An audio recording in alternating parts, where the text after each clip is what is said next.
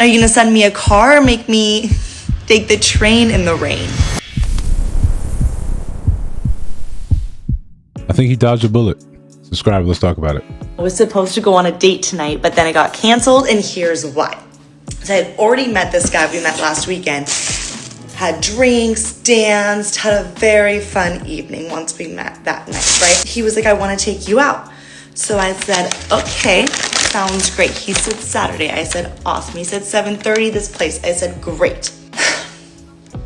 It's pouring outside, okay? And listen, one of my rules, if a man doesn't at least offer to send you a car for the date, whether you take it or not, no date, okay? And he had not mentioned anything about a car. And to be honest, if the weather was beautiful, sometimes I would rather take the subway to do a little walk to the station, all that. So he said, see you in a few hours. I said, sounds good. Are you gonna send me a car or make me take the train in the rain? And he goes, ha ha, see you at 7:30. I said, no, thank you. And he said, okay, I'll cancel the res. And I liked it. No, absolutely not. So I ordered myself some Indian food. Oh my God. I'm so fucking excited. And we read our book some. We're gonna watch a movie and chill because we don't do that. Shout out to that dude for respecting your boundary. He said, oh, you're not going to send that? I said, nah, stop playing. Right? I'll cancel it. No problem. That's how you're supposed to move. As a guy, that's supposed to move. Before we get into this whole thing, that's how you're supposed to move. Okay, listen, I think you're being outrageous. Okay, cool. Listen, a lot of men, right, and this is free game, a lot of men stop offering to pick you up or grab you an Uber because women have indicated, and rightfully so, that they don't want men to know where they live, especially early on in the dating phase. I think that's a completely reasonable thing to say. Absolutely reasonable. Absolutely. I can't get you an Uber if I need the address. I need to know where you are. Right? But you don't want that. Fine.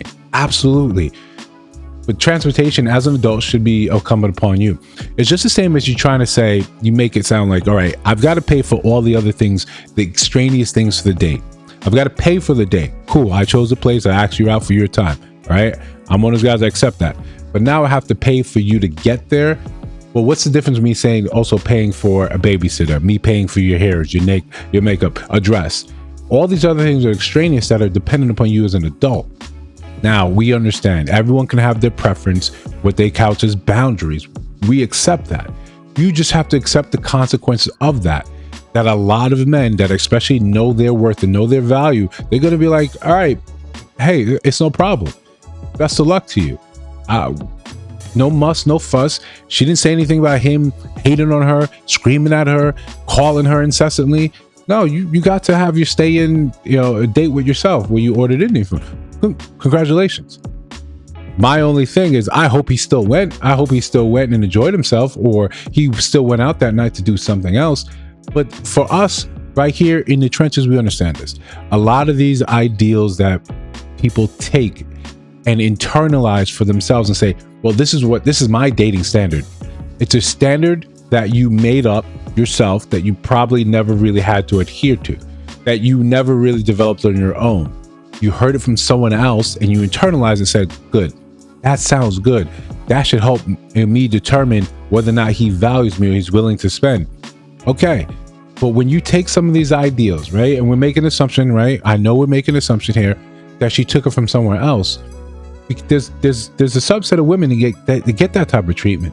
Right? They look a certain way. They deal with certain clientele of men like that, and they're willing to say, yeah, it doesn't really matter to me if he knows where I live.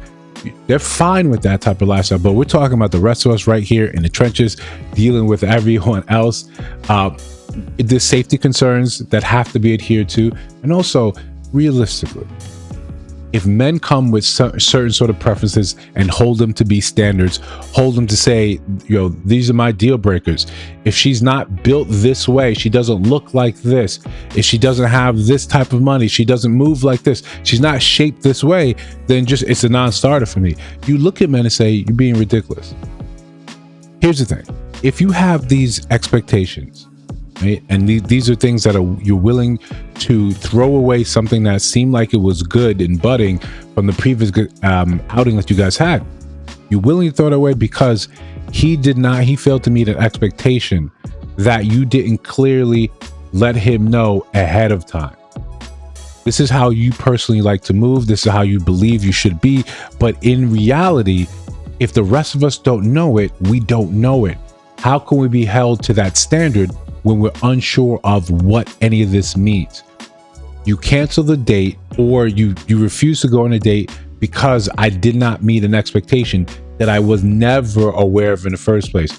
You say it right there jokingly in a way, like you're not going to send an Uber. At this point, this is too late for us to actually hash this out. You should have said that when he first said, hey, listen, I'd like to take you out next week, this time. You said, hey, cool, I'd love to do that. Can you send me an Uber?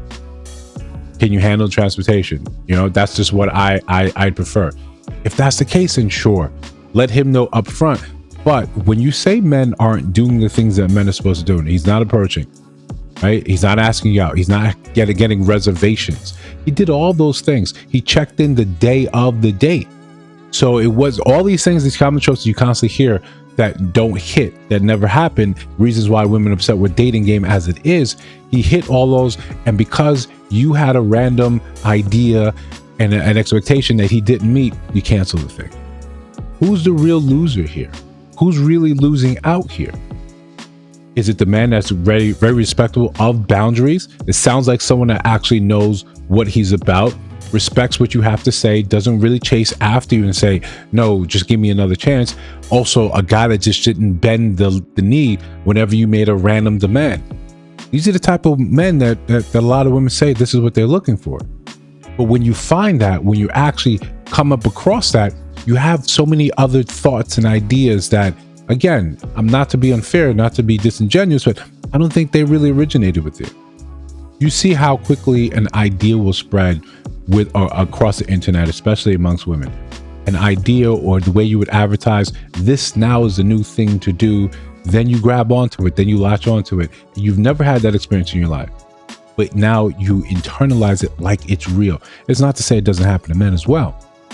But when we take our cues from social media, we end up losing a lot of our simplicity, a lot of identity as just being a human, saying, you're trying to figure it out, I'm trying to figure it out.